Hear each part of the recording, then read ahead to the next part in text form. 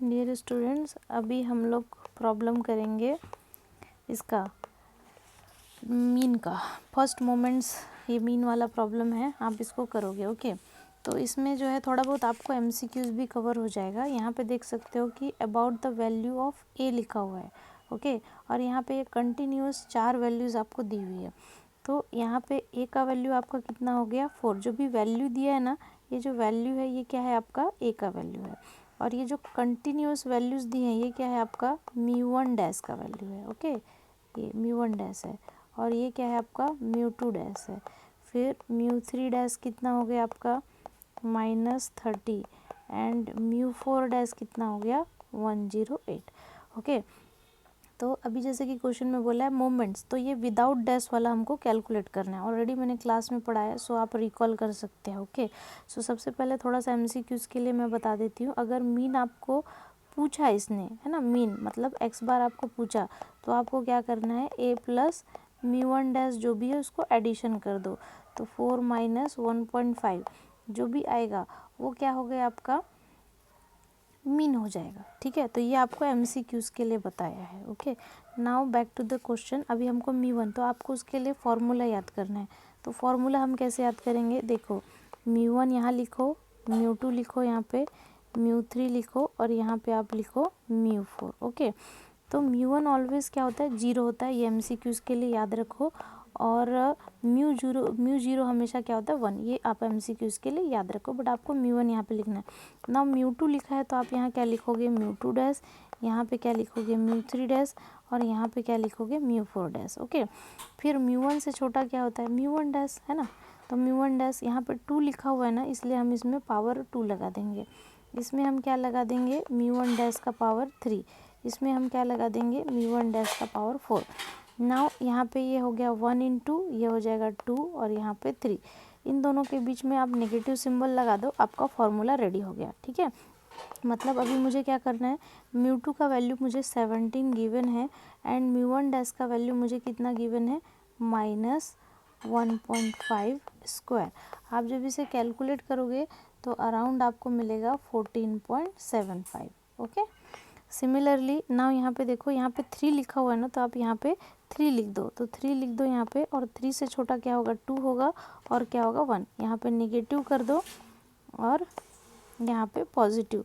तो ये जो डैश है म्यू2 डैश और म्यू1 डैश की वैल्यू आपको यहाँ पे गिवन है, ये वैल्यू पुट करो और कैलकुलेटर से सॉल्व करो। तो इसका वैल्यू आपको कितना मिल जाएगा, सॉरी म्यू1 का वैल्यू, सॉरी ये इतना आफ्टर कैलकुलेशन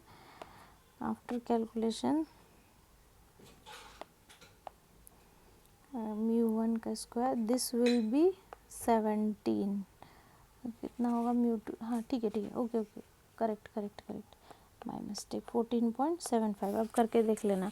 ओके, इस तो म्यू3 की वैल्यू कितनी आ जाएगी 39.75। अब ये फॉर्मूला याद करो, 4 लिखा है, जैसे यहाँ पे 3 था तो आपने क्या लिख दिया 3, ऐसे ही यहाँ पे 4 है तो आप यहाँ क्या लिख लो 4 से छोटा क्या हो सकता है 3, और यहाँ पे ध्यान रखो 1 लिखना है आपको। ठीक है, फिर ये दोनों का मल्टीप्लाई कर दो, अगर आपको याद नहीं होता तो यहाँ पे लिख लो 6।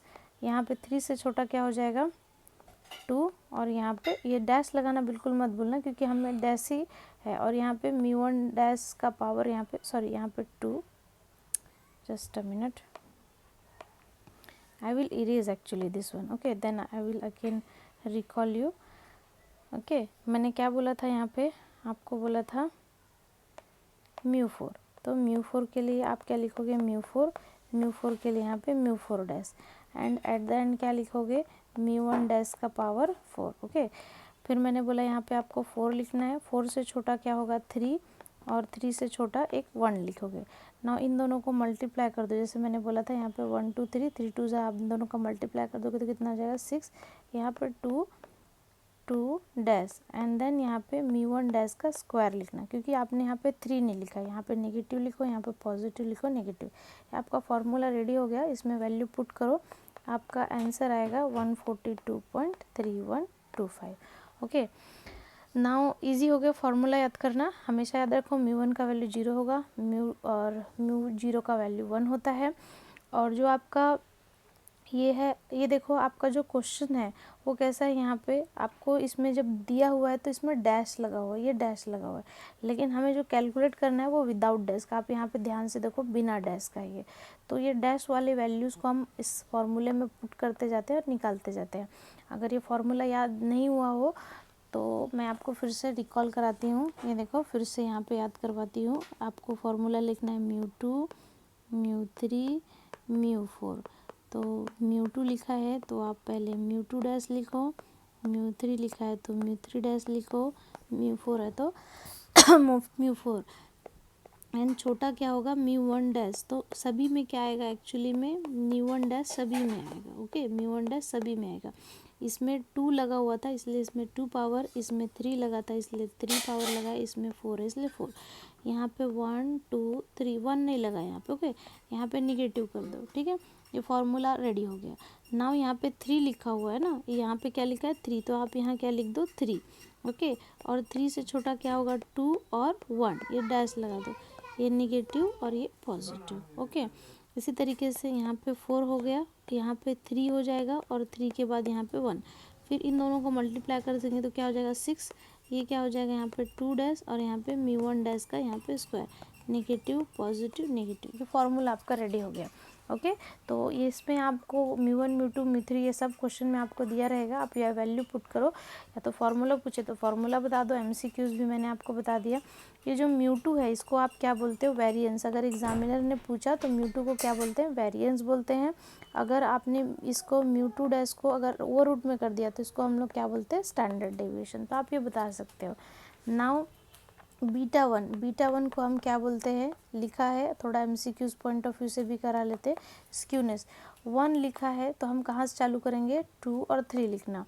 फिर ये जो 2 3 लिखा है इसको उल्टा कर दो, तो एक्चुअली ये क्या है, μ3 का स्क्वायर और ये क्या है आपका μ2 का स्क्वायर। तो आपने कैलकुलेट तो किया होगा, μ3 भी निकाला होगा और क्या निकाला होगा, μ2। वो वैल्यू पुट करो, आपका जो भी आंसर आएगा। तो स्क्यूनेस क्या होता है, नेगेटिव होता है और क्या होता है, पॉजिटिव। ये किसके ऊपर डिपेंड करता है, अगर आपका μ3 नेगेटिव है तो वो नेगेटिव स्क्यूनेस होगा, ठीक है।